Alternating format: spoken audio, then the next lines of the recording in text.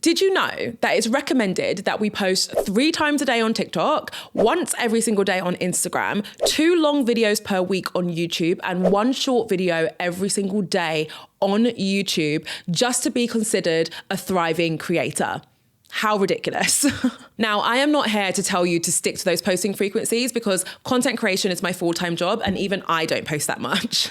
But I am here to tell you that there are hacks that you can follow which will allow you to speed up the content creation process and create content faster. The result will mean that you're sharing good quality content on a regular basis and it's not taking over your life. So stick with me because I'm about to share some of my top hacks and one of them might surprise you. Okay, so it's about 12 p.m. and by the end of today, I should have filmed 16 Reels/Shorts, 5 TikToks, 4 YouTube videos, and 2 different podcast episodes. Now, I know that sounds like a lot and it actually makes me want to break out in sweat, but it is achievable when you know how to create content quickly and efficiently. So that brings me on to hack number 1. This hack is called long form takes the lead. I've just set up my studio space because I'm going to sit down and I'm going to film my 4 YouTube videos first. The reason why I'm going to do this is because I want to start with the longest pieces of content first because these could be cut down and repurposed into shorter pieces of content, making the whole process a lot more efficient. You know, previously when I said I was going to create 16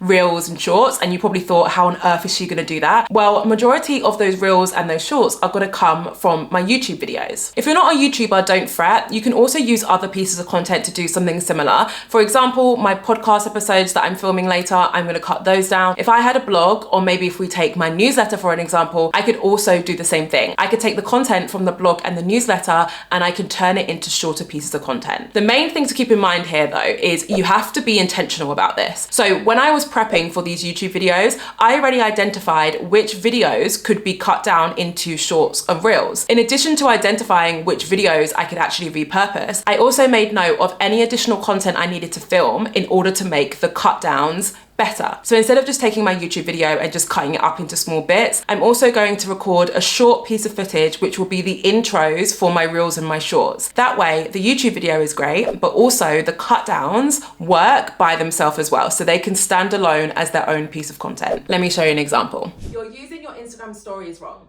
Here's how I know. Stop making this mistake with your Instagram stories. The truth is, a lot of us spend far too much time creating content. That's why this hack is to be ruthless. I've got a harsh truth for you, right? Some of our content doesn't require anywhere near as much time and effort to edit as other forms of content. Let me explain.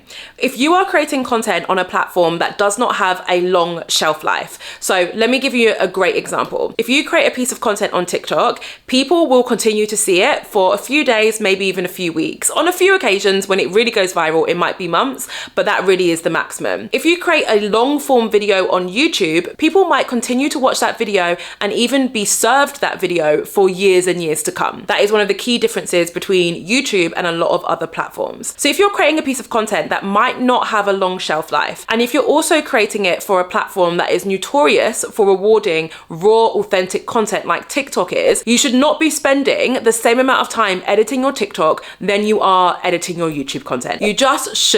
Unless you are a creator whose whole unique selling point is their transitions or their editing style, all you need to focus on for your TikTok content or anything similar is the content itself. You don't need to worry about fancy edits. You don't even need to worry about spell checking your subtitles. Let me show you an example. As a creator, you need to learn to set boundaries for yourself because otherwise people will take the piss. I used to love to remind myself when I worked in that. So now I'm literally just gonna add the captions. I'm gonna let them auto-generate and then I'm gonna post it and then I'm done. So next up, I want you to start taking more photos.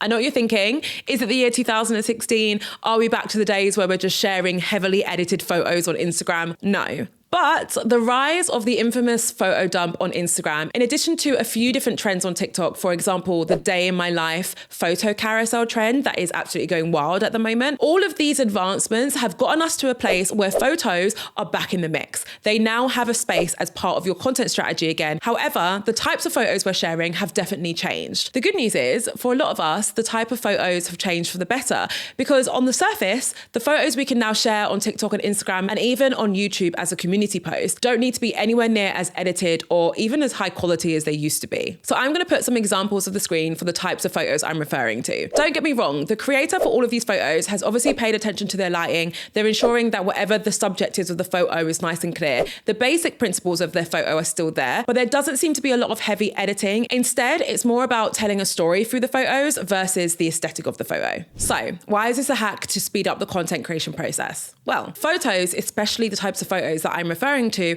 are actually really easy to create, and you could produce a lot of these in batches without having to exude too much effort. Obviously, everything takes a bit of effort, but just not too much effort. They're also a lot quicker to edit should you choose to edit them at all. If we're comparing editing one photo versus editing a reel full of 80 clips, I think we can all guess which one is going to be quicker for you to produce. Lastly, photos are great content fillers. If you're having a week where you're struggling to produce content and you have a bunch of photos that you captured previously that you can use, those are going to be an absolute lifesaver. Let's move on to the next hack. So time check, it's 2:30. I filmed all of my TikToks, my YouTube videos, and my reels. Let's head to the podcast studio to film 2 podcast episodes, and I'll tell you the final hack when we're there. P.S. I absolutely love saying let's head to the studio. I feel like I'm like an artist. I'm just gonna go to the studio. Anyway, get over myself.